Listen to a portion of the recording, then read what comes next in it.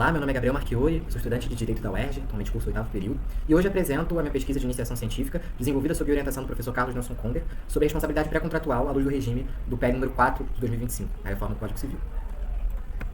Então, para contextualizar o problema, eu acho importante trazer um exemplo concreto.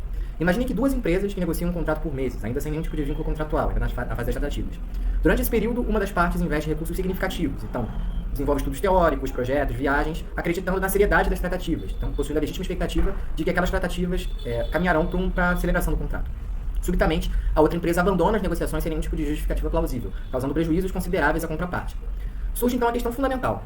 Existe responsabilidade jurídica por esse comportamento, admitida pelo ordenamento jurídico brasileiro? E se essa responsabilidade existe, qual seria a sua natureza? O direito brasileiro reconhece a responsabilidade pré-contratual por meio da boa-fé objetiva, mas permanece uma controvérsia central se essa responsabilidade é contratual, extracontratual ou ela constitui uma terceira categoria autônoma. Essa classificação tem consequências práticas decisivas. Então, basicamente, nós temos três principais correntes sobre a natureza jurídica da responsabilidade pré-contratual. A tese extracontratual, ela fundamenta-se no dever geral de não lesar, sustentando que a ausência de vínculo contratual impõe a aplicação do regime aquiliano, dos artigos 186 e 927. Para os defensores dessa posição, argumenta-se que os deveres da boa-fé decorrem diretamente da ordem jurídica, não de nenhuma relação contratual específica. Por sua vez, a tese contratual, ela parte da premissa de que o contato social qualificado gera vinculação jurídica específica, criando um processo obrigacional, onde a boa-fé impõe deveres anexos, cuja violação constitui inadimplemento relativo. Já o tertium genus, essa corrente que caracteriza a responsabilidade pré-contratual da natureza autônoma, reconhece a insuficiência das categorias tradicionais, propondo um regime jurídico autônomo que reflita a especialidade estrutural dessa responsabilidade. Então, não é puramente aquiliana, por haver vinculação específica, nem propriamente contratual por faltar acordo de vontade. Então, basicamente, de forma geral, os objetivos dessa pesquisa partem da análise dos artigos 422 e 422A do projeto de lei número 4 de 2025, basicamente com o objetivo de se comprovar se esses dispositivos alteram a natureza jurídica da responsabilidade pré-contratual.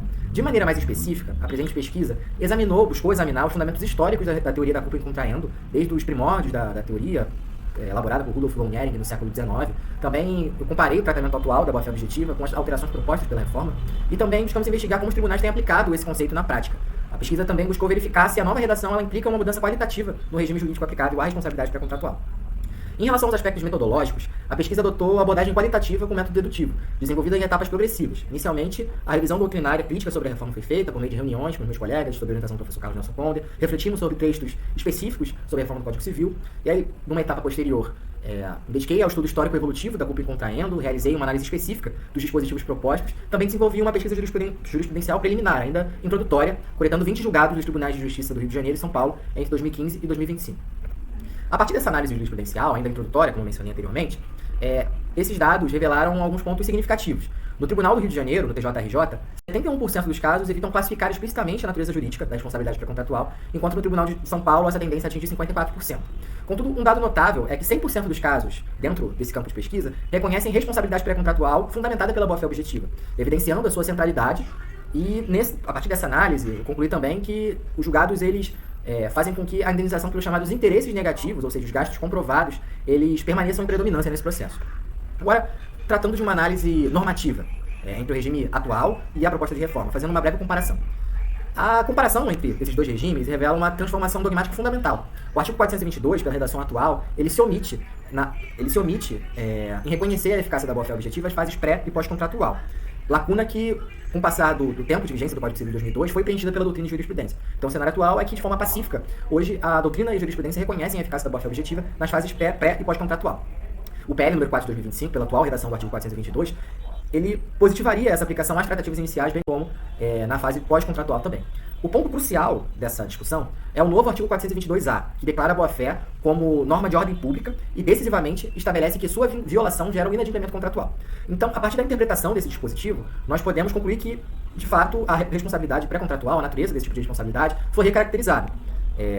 Passando de ter uma natureza extracontratual reconhecida pela doutrina de jurisprudência, para agora, no texto da lei, passar para a natureza contratual, com consequências práticas bem delimitadas, como o prazo prescricional decenal versus trienal, que é o regime, o prazo prescricional atribuído para a responsabilidade extracontratual. Agora, reconhecendo como uma responsabilidade de natureza contratual, esse prazo aumentaria para 10 anos. Também alguns pontos relativos à inversão do ônus probatório, favorável ao lesado, e possível ampliação dos danos indenizáveis, passando, portanto, a não cobrir apenas o interesse negativo, mas também o interesse positivo.